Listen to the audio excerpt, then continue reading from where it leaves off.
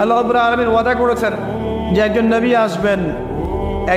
আসবেন অচিরেই একজন নবী আসবেন, দুইজন ফেরেশতার কাঁধে ভর দিয়ে সিরিয়ার দামেস্কে সাদা মসজিদের মিনারের উপরে তার চুল দিয়ে টকটক করে পানি পড়তে থাকবে, তার গায়ে একটু হলুদ রঙের জামা থাকবে, চুলগুলো থাকবে ব্রাউন কালারের, সিল্কি চুল ব্রাউন কালারের।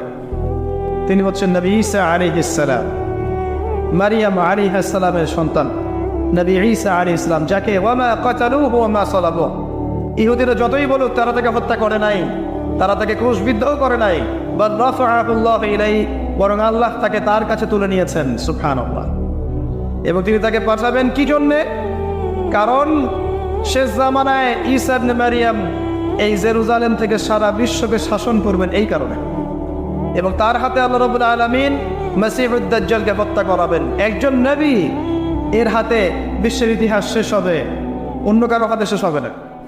এই বিশ্বের ইতিহাসটা শেষ হবে একজন নবীর হাতে। যতক্ষণ না তিনি আসছেন, যতক্ষণ না সারা ওয়ার্ল্ডে তিনি ইসলামী খেলাফা পুনরায় কায়েম করছেন, ততক্ষণ কিয়ামত হবে না ইনশাআল্লাহ। একদম টেনশন করেন না, কিয়ামত হবেই না যতক্ষণ উনি আসছেন না ইনশাআল্লাহ আযজা ওয়া জাল। তাই এভাবেই যাবে, ঈসা ইবনে মারিয়ামের হাতে পুরো বিশ্বের ক্ষমতা থাকবে ইনশাআল্লাহ। তিনি সবচেয়ে বড় ক্যারেক্টার শেষ জামানার, আর তার অনেক আগেই ইমামুল মাহদী ইন্তেকাল করবেন, অনেক আগেই ইমামুল মাহদী ইন্তেকাল করবেন। ঈসা ইবনে মারিয়াম থাকবেন 40 বছর, তিনি ইসলামী শাসন কায়েম করবেন পুরো বিশ্বে। এটা হবে কত সালে, কত বছর পর, কত শতাব্দী পর আমরা কেউ জানি না। মাল মাসউলু আনহা বিআ'লাম মিনাস সাইল, অনেকটা এমন আমরা জানি না এটা কবে হবে, এক্স্যাক্টলি কোন সালে। কিন্তু কিয়ামতের আলামতগুলো যেভাবে একটার পর একটা আসছে, এতে মনে হচ্ছে দূরদর্শিতার সাথে যে সময় বেশি বাকি নেই। একটা বিষয়ের আলামত প্রকাশ পেলে মানুষ বুঝতে পারে না যে একটা বিষয় করতে যাচ্ছে। একজনের ক্যান্সার হয়েছে মনে করে, নাউজুবিল্লাহ, ক্যান্সার হয়েছে, সে অসুস্থ হয়েছে, আস্তে আস্তে আরেকটু অসুস্থ হচ্ছে, তারপর আরেকটু অসুস্থ হচ্ছে, এক পর্যায়ে লাস্ট স্টেজে চলে গেছে। তখন ডাক্তার বুঝতে পারে না যে এনার হাতে বেশি সময় নেই।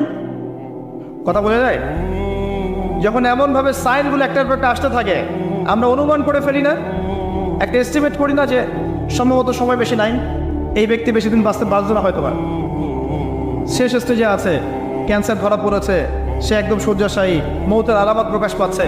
তাহলে কি আপনি বলতে পারবেন না যে তার সময় হয়তো বা সন্নিকটে চলে এসেছে? এটা বলা কি গায়েব জানা হলো? এটা গায়েবের খবর বলা হলো? এটা আপনার দূরদর্শিতা, এটা আপনার হিকমা, আপনার প্রজ্ঞা, আপনার দূরদর্শিতা, আপনার বাসীরা। এই বাসীরা চর্চা করা কি নাজায়েজ?